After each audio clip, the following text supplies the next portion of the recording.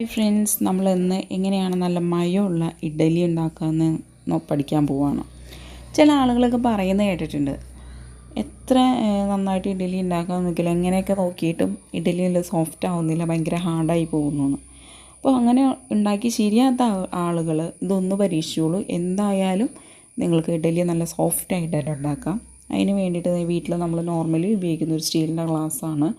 ഇതിൽ 4 ഗ്ലാസ് അരി വെള്ളത്തിലിടുക. നന്നായിട്ട് കഴുകിയതിന് ശേഷം വെള്ളത്തിലിട്ട് കുതിരാൻ വയ്ക്കുക.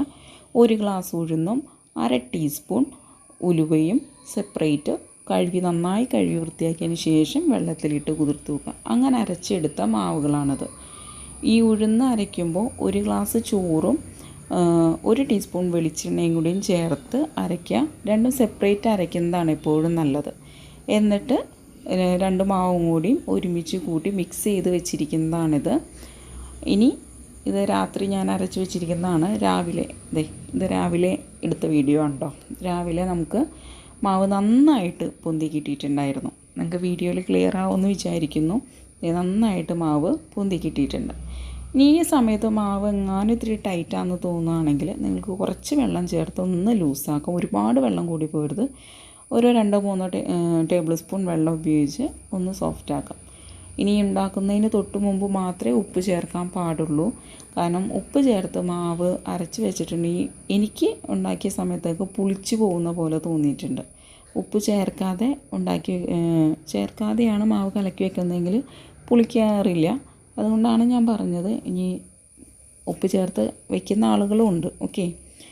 പിന്നെ ഇനി ഇൻ കേസ് നിങ്ങളുടെ കയ്യിൽ ഉലുവ ഇല്ല എങ്കിൽ അരയ്ക്കുന്ന സമയത്ത് നിങ്ങൾ 2 ടീസ്പൂൺ പഞ്ചസാര ചേർത്തിട്ട് അരച്ച് വെക്കുക. അപ്പോൾ അത് മാവ് പുളിച്ച് പോവാതിരിക്കാനായിട്ട് സഹായിക്കും. കാരണം ചില ആളുകൾക്ക് ഇഡ്ഡലിക്ക് അങ്ങനെ പുളിയുള്ളത് ഇഷ്ടാവില്ല.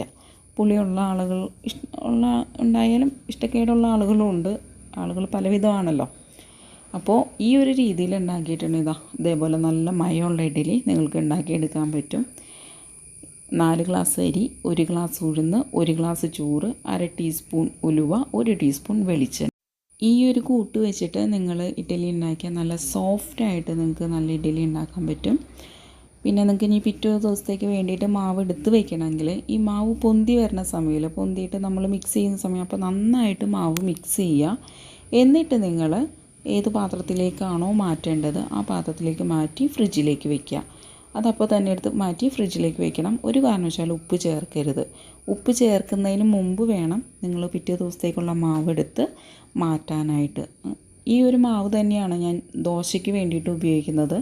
ദോശയ്ക്ക് വേണ്ടി സെപ്പറേറ്റ് മാവ് അരയ്ക്കാറൊന്നുമില്ല. ദോശയ്ക്കും ഇഡ്ഡലിക്കും സെയിം മാവ് തന്നെയാണ് ഉപയോഗിക്കുന്നത്. നല്ല സോഫ്റ്റായിട്ടുള്ള നല്ല ഇഡ്ഡലിയും ദോശയും ഈ ഒരു കൂട്ട് വെച്ചിട്ട് നിങ്ങൾക്ക് ഉണ്ടാക്കിയെടുക്കാൻ പറ്റും എന്തായാലും. ഓക്കെ. അപ്പോൾ നിങ്ങൾ ഈ ഒരു രീതിയിൽ ഉണ്ടാക്കി ഇഡ്ഡലി നല്ല സോഫ്റ്റായിട്ട് കിട്ടുന്നുണ്ടെങ്കിൽ നിങ്ങൾ താഴെ കമൻറ്റ് ബോക്സിലൊന്ന് കമൻറ്റ് ചെയ്തേക്കാം. Thank you.